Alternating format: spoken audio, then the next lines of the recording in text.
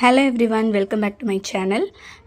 இன்றைக்கி வந்து டே 1. ஆக்சுவலி வந்து நான் லாஸ்ட் வீடியோவில் சொல்லியிருப்பேன், நான் வந்து பாலிட்டியில் இருந்து படிக்க ஸ்டார்ட் பண்ண போகிறேன் அப்படின்னு. ஸோ பாலிட்டியில் வந்து ஃபஸ்ட்டு டாப்பிக்கான இந்திய அரசியல் அமைப்பு அப்படின்ற டாப்பிக்கை வந்து நான் வந்து 5 days சேலஞ்ச் வந்து நான் எடுத்திருக்கேன். நான் ஃபஸ்ட்டு வந்து பிரகதீஷோட புக்கில் தான் வந்து ஃபஸ்ட்டு நான் படித்து முடிக்கலாம் அப்படின்னு சொல்லிட்டு இருக்கேன். ஏன்னா ஆல்ரெடி எனக்கு வந்து ஸ்கூல் புக்ஸ் வந்து ஓரளவு தெரியும். ஸோ அது நான் வந்துட்டு இந்த புக்கு நான் இன்னும் படித்தது கிடையாது. ஸோ இப்போ தான் ஸ்டார்ட் பண்ணுறேன். ஸோ இந்த புக்கில் இருந்து நான் எடுக்கிற நோட்ஸ் எல்லாத்தையுமே நான் வந்து உங்களுக்கு நான் கொடுக்குறேன். ஸோ இந்த புக்கில் நம்ம எடுத்தாலே வந்து மோஸ்ட்லி வந்து ஸ்கூல் புக்ஸும் வந்து கவர் ஆகிடும். ஸோ அதுக்கப்புறம் இதில் இல்லாத விஷயம் ஏதாவது ஸ்கூல் புக்கில் இருந்துச்சு அப்படின்னா கண்டிப்பாக நான் அதை எடுத்து வந்து நான் நோட் பண்ணி உங்களுக்கு நான் சொல்லிடுறேன். இன்றைக்கி டே 1. ஸோ இதில் வந்து நம்ம என்னென்ன பார்க்கலாம் அப்படின்றத வந்து நான் பார்க்க போகிறேன். ஸோ இந்த நோட்டில் வந்து நான் வந்து என்னோடய நோட்ஸை வந்து நான் எழுதிட்டேன். ஸோ இந்த நோட்டில் வந்து நான் ஆல்ரெடி சிலபஸ் எல்லாமே எழுதி வச்சுட்டேன். ஸோ நெக்ஸ்ட்டு டாபிக் உள்ளே போகலாம். ஃபஸ்ட்டு வந்து பார்த்திங்கன்னா ஐரோப்பியர் வருகை. என்னடா பாலிட்டி அப்படின்னு சொல்லிட்டு ஹிஸ்ட்ரி போகிறேன் அப்படின்னு நினைக்காதீங்க. ஃபஸ்ட்டு கொஞ்சம் ஹிஸ்ட்ரி தெரிஞ்சுக்கிட்டோம் அப்படின்னா நமக்கு வந்து நம்மளுடைய அரசியலமைப்பு எப்படி உருவாச்சு அப்படின்றதுக்கான கதை வந்து இருக்குது. ஸோ கொஞ்சம் ஹிஸ்ட்ரி அதை நம்ம தெரிஞ்சுக்கிட்டோம் அப்படின்னா நமக்கு வந்து அது ஈஸியாக இருக்கும். நம்மளை பார்த்தோம் அப்படின்னா நம்மளை வந்து ஆங்கிலேயர்கள் வந்து ஒரு 300 வருஷமாக வந்து ஆட்சி செஞ்சாங்க அப்படின்னு சொல்கிறாங்க. ஸோ அப்போ ஆங்கிலேயர்கள் மட்டும் தான் நம்ம நாட்டுக்கு வந்திருப்பாங்களான்னு கேட்டால் கிடையவே கிடையாது. நிறைய ஐரோப்பியர்கள் வந்து நம்ம நாட்டுக்கு வந்திருக்காங்க. ஸோ அந்த ஐரோப்பியர்களில் யார், எதுக்காக நம்ம நாட்டுக்கு வந்தாங்க அப்படின்றதெல்லாம் நம்ம பார்க்கலாம். ஃபஸ்ட்டு பார்த்தீங்க அப்படின்னா போர்ச்சுகீசியர்கள் தான் நம்ம நாட்டுக்கு வருவாங்க. வாஸ்கோ ட காமா வந்து நம்மளுடைய இந்திய கடல்வழி பாதையை வந்து கண்டுபிடிச்சிருப்பாங்க. ஸோ போர்ச்சுகீசியர்கள் தான் நம்ம நாட்டில் முதலாக வந்து வணிக மையத்தை வந்து நிறுவியிருப்பாங்க. கிபி 1498 நிறுவியிருப்பாங்க. அது மாதிரி நெக்ஸ்ட்டு அவங்களுக்கு அடுத்து பார்த்தீங்க அப்படின்னா டச்சு கிழக்கிந்திய கம்பெனி வந்திருப்பாங்க. எப்போ அப்படின்னா கிபி 1602 மார்ச் 20 வந்து அவங்க வந்திருப்பாங்க. இந்த டச்சு அப்படின்னா வந்து என்ன நாடு அப்படின்னு கேட்பாங்க. ஸோ இது வந்து ஹாலந்து நாடு அப்படின்னு சொல்லுவாங்க.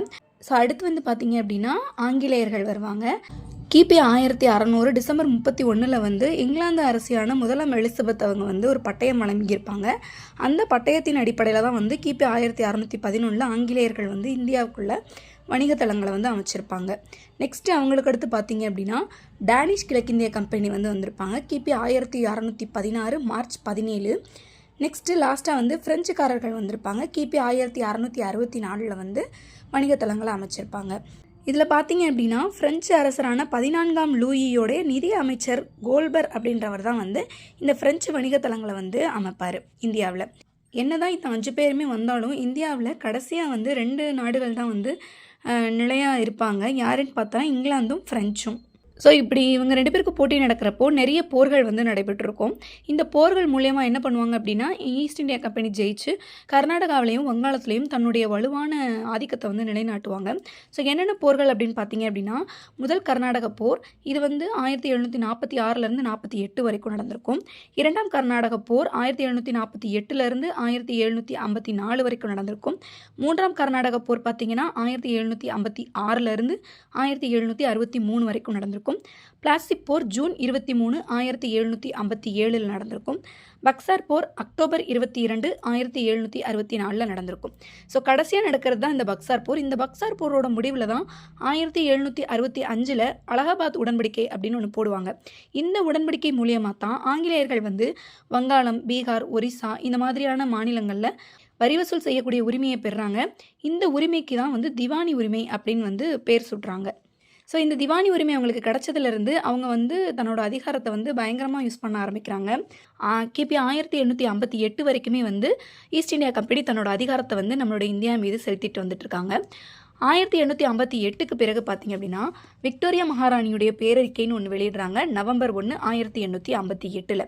இந்த பேரறிக்கையில் என்ன சொல்கிறாங்க அப்படின்னா ஈஸ்ட் இந்தியா கம்பெனியுடைய ஆட்சி வந்து இந்தியாவில் முடிவடைஞ்சிருது. இனிமேல் வந்து அவங்க ஆட்சி பண்ண மாட்டாங்க.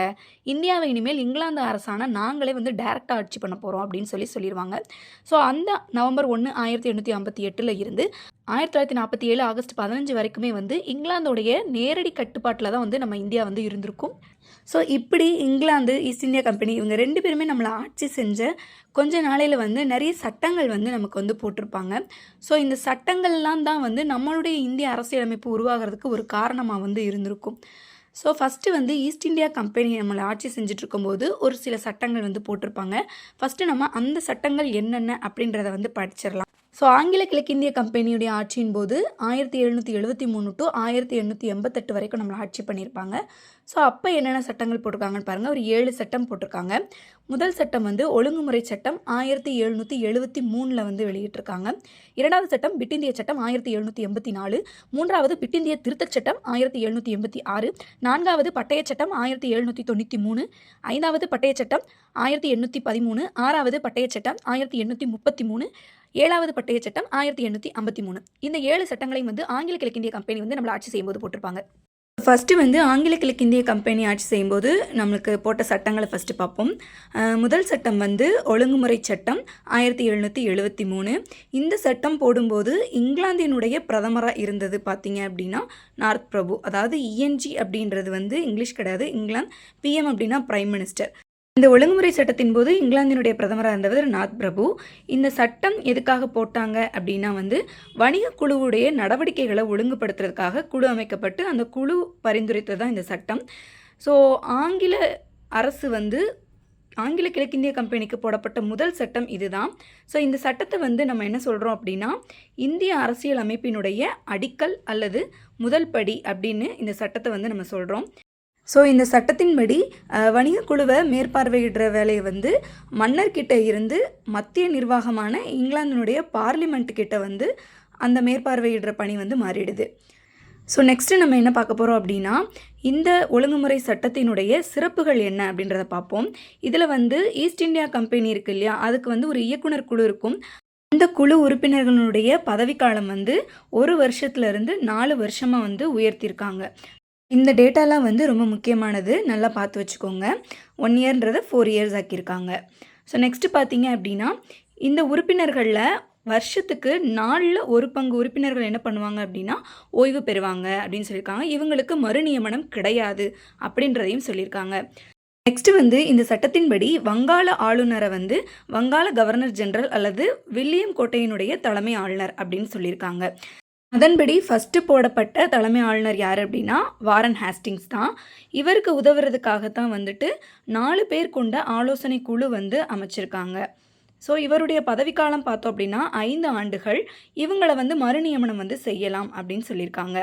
பம்பாய் சென்னையில் இருக்கக்கூடிய ஆளுநர்கள் எல்லாமே இந்த தலைமை ஆளுநருக்கு வந்து கட்டுப்படணும் அப்படின்னு சொல்லப்படுது. போர், அமைதி, உடன்பாடு இந்த மாதிரியான நிறைவேற்றங்களில் தலைமை ஆளுநருக்கும் ஆலோசனை குழுவுக்கும் தான் வந்து அதிகாரம் வந்து அதிகமாக இருக்குது.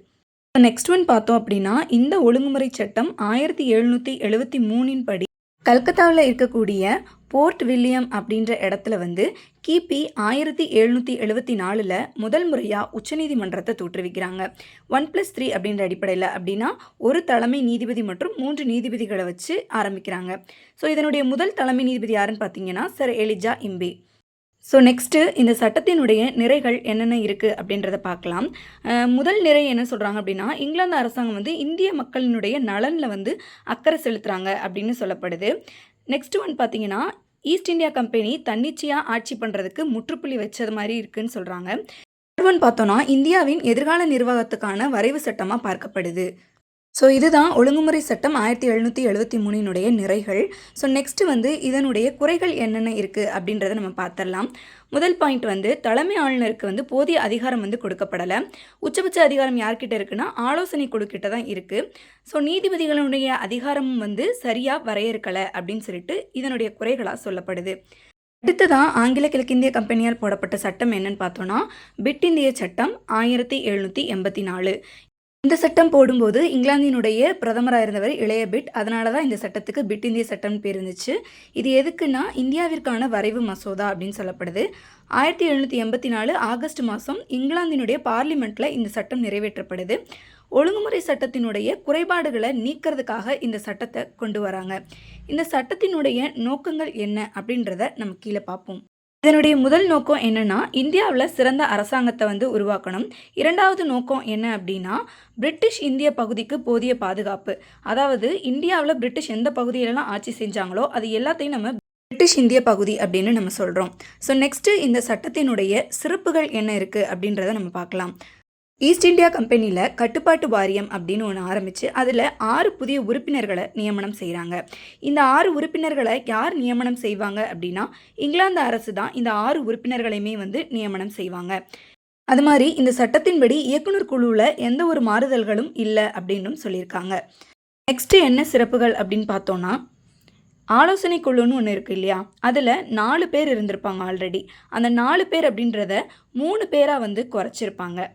நெக்ஸ்ட்டு இந்த சட்டத்தின்படி ஈஸ்ட் இந்தியா கம்பெனி வந்து 2 டைப்பாக வந்து பிரியுது. ஒன்று இயக்குனர் குழு, இன்னொன்று கட்டுப்பாட்டு வாரியம். இந்த இயக்குனர் குழு என்ன பண்ணுவாங்கன்னா வணிகத்தை வந்து மேற்பார்வையிடுவாங்க. இந்த கட்டுப்பாட்டு வாரியம் அரசியல் ரீதியாக செயல்படுவாங்க. இந்த இயக்குனர் குழுவை வந்து வணிக குழுவின் அடையாளம் அப்படின்னு சொல்லப்படுது. கட்டுப்பாட்டு வாரியத்தை அரசினுடைய பிரதிநிதியாகவே சொல்கிறாங்க.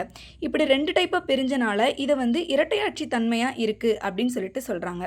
நெக்ஸ்ட் பார்த்தோம் அப்படின்னா பிட் இந்திய திருத்தச் சட்டம் 1786. சட்டத்தப்போ தலைமை ஆளுநராக இருக்கிறது யாருன்னு பார்த்தீங்கன்னா காரன் வாலிஸ் பிரபு தான் இருக்கார். ஸோ இவர் இருக்கிறதுனால தான் இந்த திருத்த சட்டமே கொண்டு வந்திருக்கு அப்படின்னு சொல்லப்படுது. என்ன சட்டம் அப்படின்னா, தேவை ஏற்பட்டால் ஆலோசனை குழுவுடைய முடிவினையே நிராகரிக்க தலைமை ஆளுநருக்கு அதிகாரம் இருக்குன்னு சொல்லப்படுது. ஃபஸ்ட்டு ஒழுங்குமுறை சட்டத்திலலாம் பார்த்தீங்கன்னா தலைமை ஆளுநருக்கு வந்து அதிகாரம் வந்து கம்மியாக தான் இருக்கும், ஆலோசனை குழுக்கு தான் அதிகமாக இருக்கும். காரன் வாலிஸ் பிரபு வந்ததுக்கப்புறம் அவருடைய அதிகாரத்தை வந்து உயர்த்திக்குவார். ஸோ நெக்ஸ்ட் ஒன் பாருங்கள், கவர்னர் ஜெனரலையும் கமாண்டோ இன்ஷிப் அப்படின்ற பதவியையும் வந்து ஒன்றா சேர்த்துருவாங்க. மிகுந்த அதிகாரங்களுடன் நியமிக்கப்பட்ட முதல் ஆளுநர் யார் அப்படின்னா காரன் வாலிஸ் பிரபு தான். இந்த மாதிரி டேட்டாலாம் வந்து ரொம்ப முக்கியம், எக்ஸாமில் வந்து கேட்பாங்க. ஸோ அதனால் நல்லா பார்த்து வச்சுக்கோங்க. நெக்ஸ்ட்டு பார்த்தோம் அப்படின்னா பட்டய சட்டம் 1793. இதில் பார்த்தீங்க அப்படின்னா என்ன சொல்கிறாங்கன்னா, ஈஸ்ட் இந்தியா கம்பெனி இருக்காங்கல்ல, அவங்களுடைய வணிக உரிமை இருக்குது இல்லையா, அது வந்து இந்தியாவில் 20 ஆண்டுகள் இன்னும் நீடிக்கும் அப்படின்னு இந்த சட்டத்தில் சொல்கிறாங்க. ஸோ நெக்ஸ்ட் ஒன் பார்த்தோம் அப்படின்னா கவர்னர் ஜெனரல் இருக்கார் இல்லையா, அவருக்கு அந்த மாகாணங்களில் அவருடைய அதிகாரத்தை வந்து அதிகரிப்பு பண்ணுறாங்க. இந்த பட்டய சட்டத்தில் வந்து முக்கியமாக ஒரு 2 விஷயங்களை வந்து சொல்கிறாங்க. என்னென்ன விஷயம் அப்படின்னா, கிறிஸ்துவ சமய பரப்பாளர்கள் இருப்பாங்க இல்லையா, அவங்க வந்து இந்தியாவில் வந்து தங்களுடைய மத பிரச்சாரமோ இல்லை யாரையும் மத மாற்றமோ செய்யக்கூடாது அப்படின்னு சொல்லிடுறாங்க. இந்தியாவில் தடையற்ற வர்த்தகத்தில் ஈஸ்ட் இந்தியா கம்பெனி வந்து ஈடுபடவே கூடாது. அதாவது இந்தியாவில் தடை செய்யப்பட்ட விஷயங்களை வந்து ஈஸ்ட் இந்தியா கம்பெனி பண்ணவே கூடாது அப்படின்ற மாதிரியான ரூல்ஸ் வந்து போடுறாங்க. ஸோ நெக்ஸ்ட் வந்து பார்த்தோம் அப்படின்னா சட்டம் 1813. இந்த சட்டத்தின்படி என்ன சொல்கிறாங்கன்னா, ஈஸ்ட் இந்தியா கம்பெனியுடைய வணிக உரிமை 20 ஆண்டுகள் வந்து நீட்டிக்கப்படும்ன்றாங்க. அவங்களுடைய ஏகபோக வர்த்தகம் வந்து முடிவுக்கு வருது. தேயிலை வணிகம், சீனாவுடன் வணிகம் வந்து தடை செய்யப்படலை. இதனுடைய சிறப்புகள்னு பார்த்தோன்னா, ஆண்டிற்கு 1 லட்சம் இந்தியாவுடைய கல்வி மேம்பாட்டிற்காக வந்து அவங்க வந்து செலவிடுறாங்க. கிறிஸ்துவ அமைப்புகளை வந்து மதம் பரப்புறதுக்காக இந்தியாவுக்குள்ளே அனுமதிக்கிறாங்க. ஈஸ்ட் இந்தியா கம்பெனி வந்து இந்திய வருமானத்தை எப்படி செலவிடணுன்ற விதிமுறைகளை வந்து ஃபாலோ பண்ணணும் அப்படின்னு சொல்லியிருக்காங்க. அதாவது ஈஸ்ட் இந்தியா கம்பெனிக்கு இந்தியாவில் வரக்கூடிய வருமானம் இருக்கும் இல்லையா, அந்த வருமானத்தை இவங்க ஒரு அளவு தான் செலவிடணும், நீங்கள் பாட்டு உங்கள் இஷ்டத்துக்கு செலவு பண்ணக்கூடாது அப்படின்னு சில விதிமுறைகளை வந்து போடுறாங்க. கம்பெனியுடைய இராணுவ செலவிற்கு ஒரு உச்ச வரம்பை வந்து நிர்ணயம் பண்ணிடுறாங்க. இராணுவ செலவுக்கு இவ்வளோ அமௌண்ட்டு தான் வந்து நீங்கள் செலவு பண்ணணும் அப்படின்னு இந்த சட்டத்தில் சொல்லியிருக்காங்க. நெக்ஸ்ட்டு பார்த்தீங்க அப்படின்னா, அரசு பணிகளுக்கும் இராணுவ பணிகளுக்குமான பயிற்சி நிறுவனங்களை வந்து நிறுவனங்களை மேற்பார்வையிடுறதுக்காக மேற்பார்வை குழு அப்படின்னு ஒன்று ஆரம்பித்து அவங்களுடைய கட்டுப்பாட்டின் கீழே வந்து விட்டுடுறாங்க. ஸோ இதுதான் பட்டய சட்டம் 1813 சிறப்புகள். நெக்ஸ்ட்டு வந்து ஆங்கில கிழக்கிந்திய கம்பெனியால் போடப்பட்ட அடுத்த சட்டமான பட்டய சட்டம் 1833. இதை தான் பார்க்க போகிறோம். இந்த சட்டத்தில் என்ன சொல்கிறாங்க அப்படின்னா, ஈஸ்ட் இந்தியா கம்பெனியுடைய வணிக உரிமை வந்து 20 ஆண்டுகள் நீட்டிக்கப்படும் அப்படின்றாங்க. நெக்ஸ்ட் ஒன் பார்த்தோம் அப்படின்னா, வங்காள கவர்னர் ஜெனரல் அப்படின்றது வந்து இந்தியாவுடைய கவர்னர் ஜெனரல் அப்படின்னு மாறுது.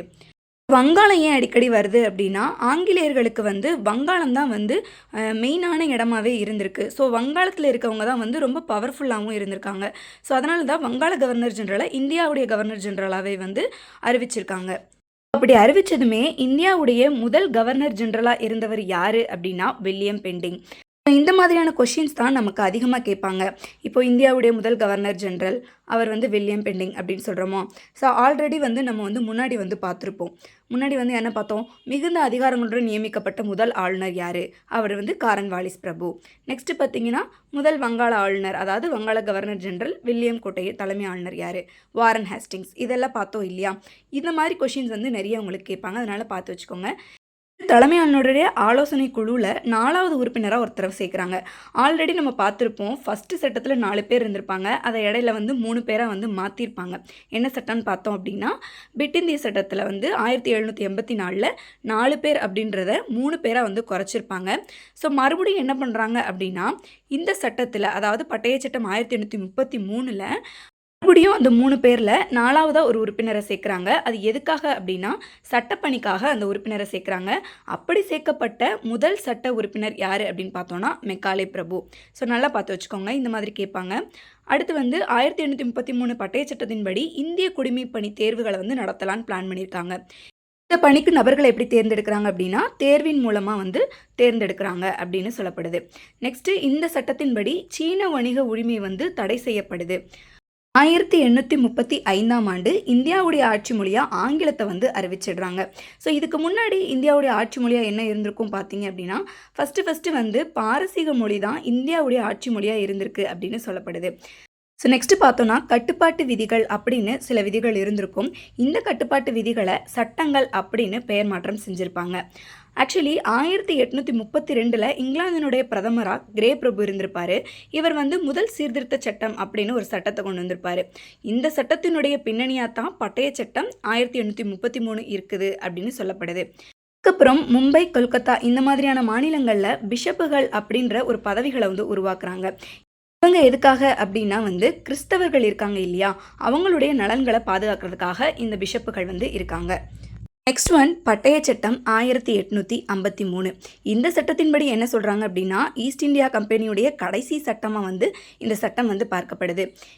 சட்டத்து மூலியமாக ஈஸ்ட் இந்தியா கம்பெனியுடைய சலுகை வழங்கும் அதிகாரம் வந்து நீக்கப்பட்டுருது. ஸோ வங்காள சட்டமன்றம் அப்படின்றது இந்திய சட்டமன்றமாக மாறிடுது.